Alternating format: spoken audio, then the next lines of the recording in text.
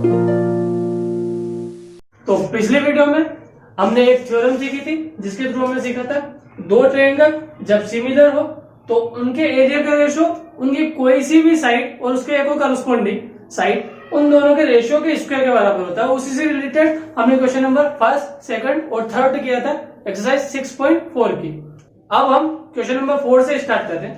तो question number 4 है, if the area of two similar triangle are equal prove that they are congruent. तो इस बार हमें दिया है कि मतलब गिवन, एक्चुअली में गिवन की बजाय इसको लेट करें ज्यादा अच्छा रहेगा क्योंकि इस बार अपन को बोला है कि दो ट्रायंगल, कैसा ट्रायंगल, सिमिलर ट्रायंगल का एरिया इक्वल है। तो इसका मतलब पहले तो अपन को मानना पड़ेगा जो कि अपन को दिया भी है। तो अपन गिवन में लिख सकते हैं जो बात लिखी है हमको, area of two similar triangle are equal.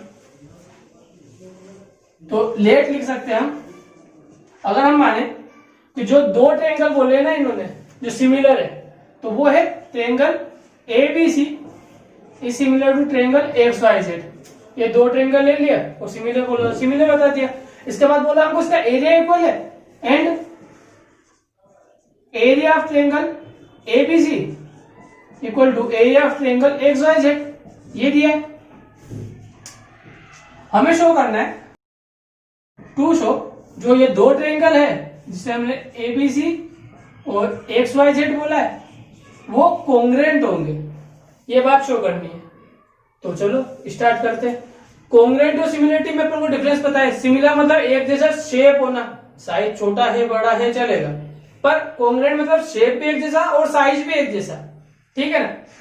तो अपन को दिया है कि दोनों सिमिलर है, मतलब here triangle ABC is similar to triangle XYZ। So हम कह सकते हैं दोनों ट्रायंगल सिमिलर है।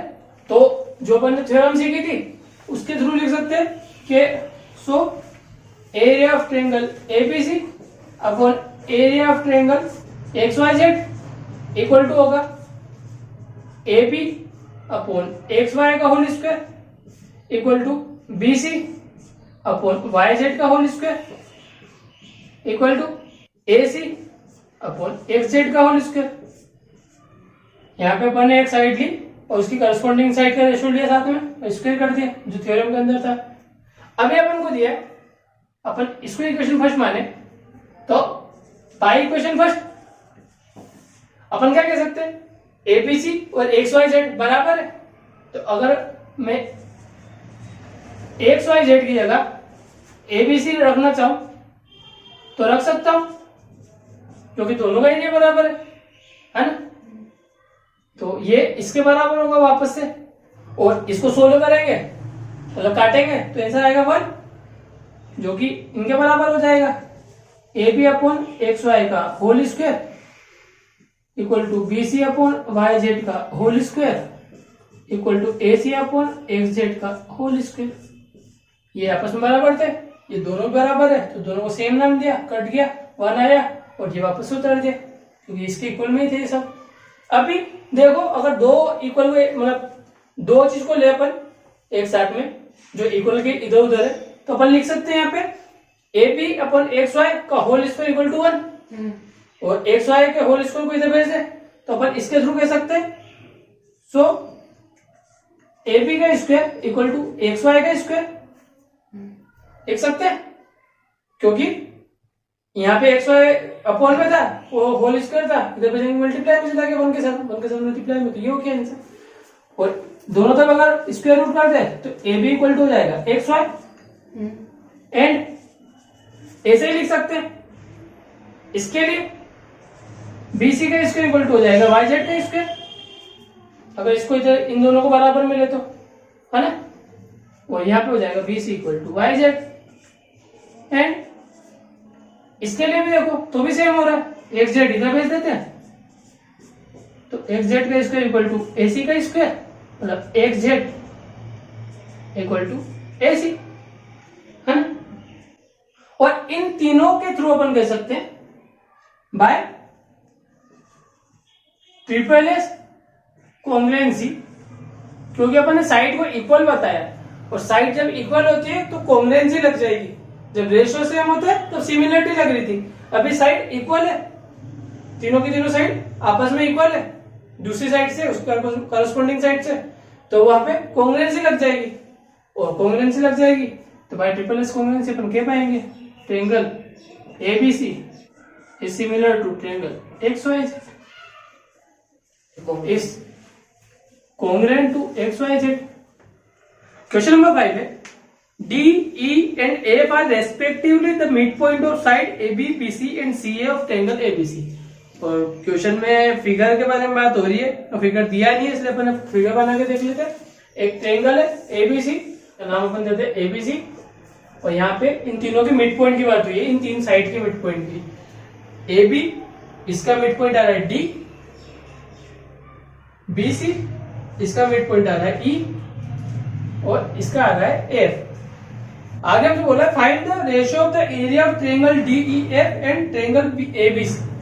तो अपन को रेशियो निकालना है, मतलब डिवाइड करना है एरिया ऑफ ट्रायंगल DEF और इसका रेशियो है ट्रायंगल ABC से, ये फाइंड करना है।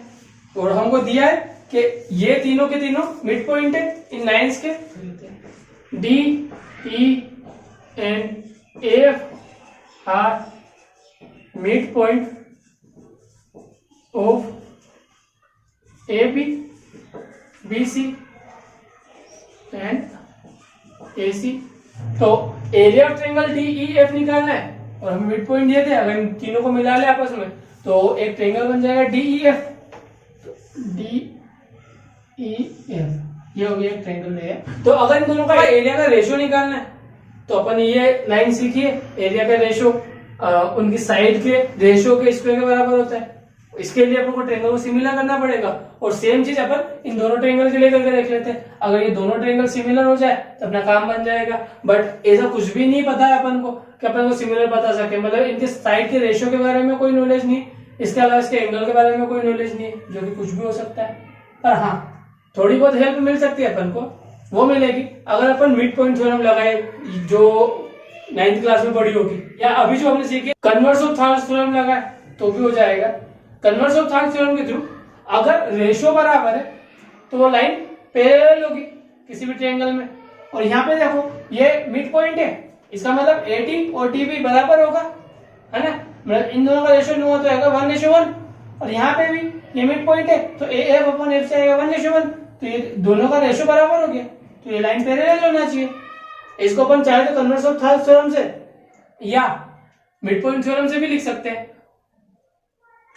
तो अपन लिख सकते हैं in triangle ABC by mid point theorem. किसी को याद नहीं हो तो एक बार पढ़ लेना। मिड पॉइंट थ्योरम थी कि जब भी किसी ट्रायंगल में किसी दो साइड के मिड पॉइंट को अगर मिलाया जाए तो वो थर्ड साइड के पैरेलल होती है। और अपन इसके थ्रू कह सकते हैं यहाँ पे, इससे पहले अपन को एक बात लिखनी पड़ेगी, D is mid point of AB and F is mid point of AC, है ना। और जब मिड पॉइंट को मिलाया हमने तो बाय मिड पॉइंट थ्योरम हम कह सकते हैं DF parallel to BC। Okay, अब ऐसा कैसा सेम हम FE और AB के लिए भी कह सकते हैं, F and E are mid point of side, AF है मिड पॉइंट AC का और E है मिड पॉइंट EC का, रेस्पेक्टिवली। EC की जगह BC, ये मिड पॉइंट है BC का। तो बाय मिड पॉइंट थ्योरम, वापस से एक और बात कर सकते हैं, बाय मिड पॉइंट थ्योरम ये दोनों आपस में मिली है तो ये पैरेलल होगी थर्ड साइड के, वो थर्ड साइड बची है AB, तो AF is parallel to AB। अब इसे इक्वेशन फर्स्ट ले ले, इसे इक्वेशन सेकंड ले ले, तो आगे देखें तो अपन कह सकते हैं by equation first and second अपन कह सकते हैं, अगर अपन देखें फर्स्ट के थ्रू मिला आपको डी एफ बीसी के पैरेलल है, इसका मतलब बी एफ बीई के भी पैरेलल होगा, है ना, और एफ ई एबी के पैरेलल है, तो एफ ई डीबी के पैरेलल होगा। और इसके थ्रू अपन कैसे पाएंगे, जो एफ ई बी डी है वो है पैरेललोग्राम, ठीक है। तो दो पैरेलल लाइंस होते हैं तो पैरेललोग्राम कहलाता है। ये इसके पैरेलल है, ये इसके पैरेलल है ना। एंड इधर देखो डी एफ अपन ने बोला बीसी पैरेलल, तो पर इसी के पैरेलल भी तो बोल सकते हैं। और ऐसे ही अपन ने डी ई के लिए देखे तो डी ई के लिए तो बोला ही नहीं अपन ने कहीं भी, तो यहाँ पे लिख देते हैं। एंड सिमिलरली डीई पैरेलल हो जाएगा एसी के, क्योंकि अपन ने डीई को एसी के पैरेलल शो नहीं किया और अभी उसका यूज करने वाले हैं अपन। और ये भी सेम तरीके से होगा, ई मिड पॉइंट है डी मिड पॉइंट है, दोनों इन साइड्स के, और मिड पॉइंट को जब मिलाते तो थर्ड साइड पे पैरेलल होती है, जो बात अपन ने लिख दी है। और अगर डीई पैरेलल एसी के तो एफसी के भी पैरेलल होगा आधी साइड के, और डी एफ पैरेलल तो है ही बीसी के, इसका मतलब इसी के पैरेलल हो गई सी। तो अपन क्या पाएंगे कि डी ई सी एफ मतलब ये दोनों के दोनों आर पैरेललोग्राम, है ना। और अपन जानते हैं and opposite angle of parallelogram are equal. So angle जो बी है वो बराबर हो जाएगा एंगल डी एफ ई के, एंड एंगल सी है वो बराबर हो जाएगा एंगल ई डी एफ के, मतलब बी वाला एफ के बराबर और सी वाला डी के बराबर, है ना।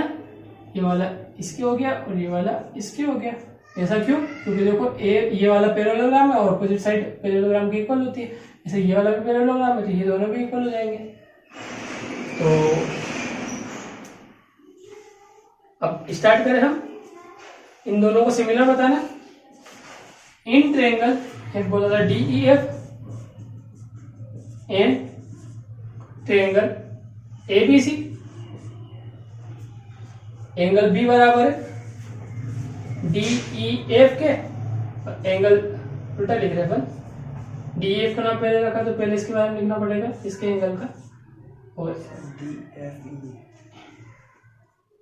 डी एफ ई बराबर हो जाएगा एंगल बी के, और एंगल ई डी एफ हो जाएगा बराबर एंगल सी के। इसका मतलब by double similarity triangle D E F is similar to, अब नाम ध्यान से देखेंगे यहाँ पे एफ के इक्वल में आ रहा है बी, तो सेम पोजीशन में हो जाएगा लास्ट में बी। डी के इक्वल में आ रहा है सी, तो सबसे स्टार्टिंग में आ जाएगा सी, और नाम था ए बी सी तो ए बचा, ये हो गया सी ए बी। और अगर अपन इस थ्योरम को यूज करें तो अपन कह सकते हैं सो एरिया ऑफ ट्रायंगल अपन को चाहिए था DEF upon area of triangle ABC equal to, क्योंकि कोई सी भी साइड उसके रेशियो के स्क्वायर के बराबर होगा। कोई सी भी साइड ले ले अपन, इसकी साइड ले ले अपन डीई, तो डीई की सिमिलर साइड देखेगा अपन तो आ रही है सी ए का स्क्वायर, है ना। अभी हम देखें डीई को जो कि ये साइड है और सी ए जो कि ये साइड है, तो अपन डीई को एफ सी के बराबर लिख सकते हैं। क्यों? क्योंकि डीई एफ सी के बराबर इसलिए क्योंकि ये पैरेललोग्राम था और opposite side of parallelogram are equal, तो अपन यह लिख सकते हैं अपोजिट साइड ऑफ पैरेललोग्राम कौन सी, जो डीई है वो एफ सी के बराबर है। इसके अलावा सी ए, इस सी ए को अपन लिख सकते हैं 2 इंटू एफ सी। क्यों? क्योंकि एफ मिड पॉइंट था and F is mid point, so जो ए सी है वो 2FC के बराबर हो जाएगा। अभी FC से FC काट दे तो यहां पे बचेगा 1/2 का होल स्क्वायर, और 1/2 का होल स्क्वायर करेंगे तो सॉल्यूशन आएगा 1/4। और हमसे यही पूछा था कि इनका रेशियो क्या होगा, तो हम लिख सकते हैं 1:4। तो दोनों ट्रायंगल के एरिया का रेशियो 1:4 हो जाएगा। तो अब हम क्वेश्चन नंबर 8 को सोल्व करते हैं। बचे हुए क्वेश्चन नंबर 6, 7 और क्वेश्चन नंबर 9 ये हम नेक्स्ट वीडियो में कर लेंगे। तो क्वेश्चन नंबर 8 है ABC and BDE are two equilateral triangle such that D is the midpoint of BC। तो एक ट्रायंगल बना लेते हैं ABC and BDE, B एक पॉइंट है D और एक पॉइंट है E, are two equilateral triangles such that D is the midpoint of BC। तो D जो है वो मिड पॉइंट है BC का, मतलब यहाँ पे है D। अब जो अगला पॉइंट है E वो कहीं पे भी हो सकता है, तुम यहाँ ऊपर भी ले सकते हो या नीचे भी ले सकते हो। अब अपन को पता नहीं कहाँ पे पोजीशन होगी तो नीचे मान लेते हैं। यहाँ पे पॉइंट मान लिया E और ये बन जाएगा एक और ट्रायंगल। अब इसकी खासियत बोलिए कि दोनों के दोनों ट्रायंगल इक्विलेटरल ट्रायंगल है। Ratio of the area of triangle ABC and BDE is, तो इन दोनों ट्रायंगल के एरिया का रेशियो बताना है। तो अपन ने जो अभी किया था लगभग वैसे ही वाला क्वेश्चन है। ये दोनों इक्विलेटरल ट्रायंगल है, इक्विलेटरल ट्रायंगल है, इस कारण से ये दोनों के दोनों हो जाएंगे सिमिलर, क्योंकि इक्विलेटरल ट्रायंगल के हर एंगल 60 डिग्री का होता है, तो सारे एंगल इक्वल हो ही तो गए। इक्विलेटरल ट्रायंगल तो आपस में सिमिलर भी होते हैं, इसी कारण से सिमिलर होते हैं। तो अपन लिख सकते हैं ABC और BDE का निकालना, इसलिए ABC को पूरा पहले ऊपर रखेंगे, area of ABC divide by area of BDE। अब यहाँ पे नाम का भी टेंशन नहीं है क्योंकि तीनों एंगल इक्वल है, तो किसको भी किसके भी नीचे लिखो कोई फर्क नहीं पड़ता। तो इनके साइड के रेशियो के स्क्वायर के बराबर होगा। तो इनकी साइड कौन सी ले अपन, ऐसी ले कि ये BC वाली साइड आ जाए और यहाँ से BD वाली आ जाए। एक्चुअली में यहाँ पे BD ला के देख लेते हैं, मतलब कोई सी भी साइड ले लो कोई फर्क नहीं पड़ेगा, इक्विलेटरल ट्रायंगल की तीनों साइड बराबर होती है। तो अगर मैं यहाँ से BD लेने की कोशिश करूंगा तो मेरे को चाहिए AB/BD, इसका स्क्वायर। अब AB किसके बराबर है, ये AB BC के बराबर है, इक्विलेटरल ट्रायंगल है तो। और BC को क्यों ले रहे हैं, क्योंकि BD भी उसी लाइन पे बना हुआ है, इस कारण से। तो अपन यहाँ पे BD लिख सकते हैं, BD के स्क्वायर के बराबर। अब BC को क्या लिख सकते हैं, तो अपन को क्वेश्चन में दिया था D मिड पॉइंट है। अब मिड पॉइंट है तो अपन BC को लिख सकते हैं 2BD अपॉन BD, इसका स्क्वायर। BD से BD काटेंगे तो 2/1 बचेगा, स्क्वायर करेंगे तो 4:1, और ये इसका आंसर हो जाएगा। इनके एरिया का रेशियो 4:1 होगा।